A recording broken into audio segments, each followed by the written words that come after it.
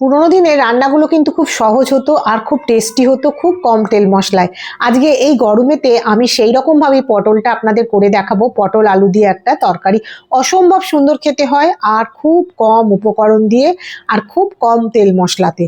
নমস্কার বন্ধুরা, welcome to my জিমাস kitchen. আমি এখানে 5খানা মতো পটল নিয়েছি। পটলগুলো খুব ভালো করে ধুয়ে নিচ্ছি, আর দিয়েছি 2টো কাঁচা লঙ্কা আর 2টো টমেটো।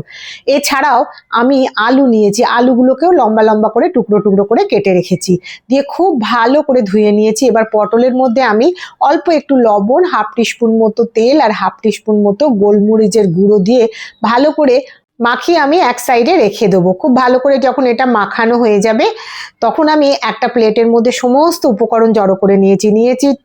2 টেবিল স্পুন তিল, 2 টেবিল স্পুন বাদাম, 1 টেবিল স্পুন মতো আদা বাটা, 2টো কাঁচা লঙ্কা, টমেটো আর আলু তো রয়েছে, আর একটুখানি 1 টিস্পুন মতো মৌরি আমি ভালো করে বেটে রেখে দেবো। এইবার ফ্রাইং প্যানে তেল দিয়ে, তেলটা যখন খুব ভালো করে গরম হয়ে যাবে, 2টো ছোট এলাচকে আমি ফাটিয়ে এর মধ্যে দিয়ে দেবো।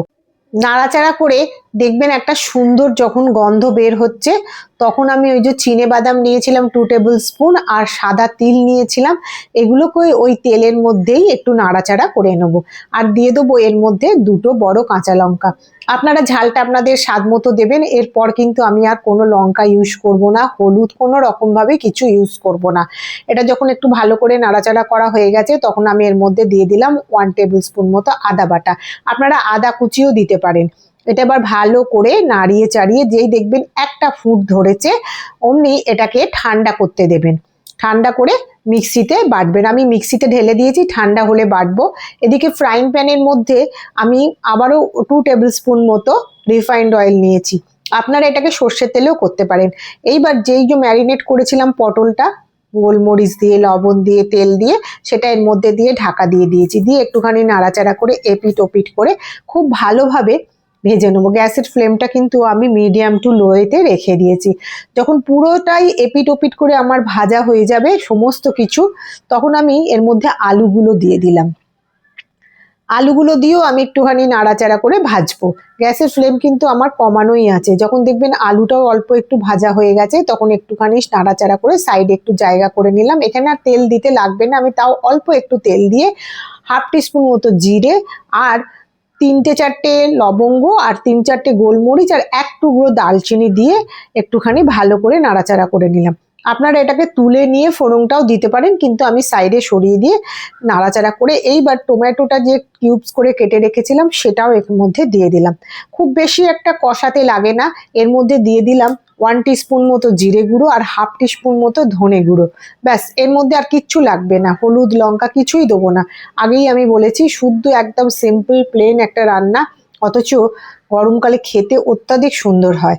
হয়ে গেছে আমার নাড়াচাড়া করা। এইবার যে বাদাম আর তিলটা আমি বেটে রেখেছিলাম, সেইটা আমি এর মধ্যে দিয়ে দিলাম। দিয়ে বেশ ভালো করে এবার গ্যাসের ফ্লেমটা লো রেখে আমি বেশ কিছুক্ষণ ধরে কষাতে থাকবো। এখন আর জল দেবো না। ওই যে মিক্সি জারটা ধুয়ে রেখে দিয়েছি, সেই জলটাই আমি এর মধ্যে অল্প অল্প করে দিতে থাকবো, দিয়ে কষাতে থাকবো। যখন দেখবেন একটা সুন্দর গন্ধ বের হচ্ছে, খুব ভালো করে কষাতে কষাতে, তখন দেখবেন আস্তে আস্তে তলার দিকটা টেনে যাচ্ছে, তখন আমি এর মধ্যে দিয়ে দিলাম পরিমাণ মতো লবণ আর 1 টিস্পুন মতো চিনি।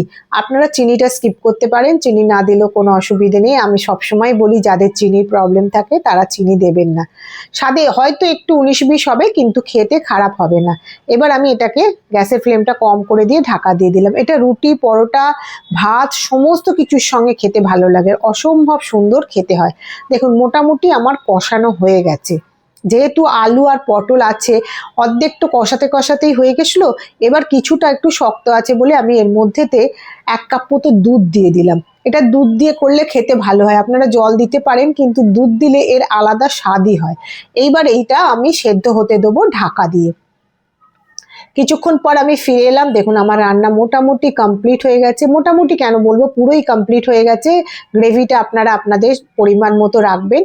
এটা শুকনো করতে চাইলে আর একটু গ্রেভি মেরে দেবেন। যেহেতু আমি ভাতের সঙ্গে খাবো, সেই জন্য এই রকমভাবেই রাখবো। ওপর থেকে আমি 1 টিস্পুন মতো ঘি আর যে মৌরিটা বেটে রেখেছিলাম সেটা ছড়িয়ে দিলাম। মৌরিটা দেওয়ার কারণে না একটা অসম্ভব সুন্দর গন্ধও ছাড়ে, আর খেতেও খুব ভালো লাগে। আশা করি আপনাদের ভালো লাগবে। একবার হলেও বানিয়ে দেখবেন, ওপর থেকে এবার কাঁচা লঙ্কা চিড়ে ছড়িয়ে দিলাম। আর কিচ্ছু দিতে লাগবে না। এইবার কাঁচা লঙ্কা দেওয়ার পর কিছুক্ষণ স্ট্যান্ডিং টাইমে রেখে দিয়ে সার্ভ করে দিন।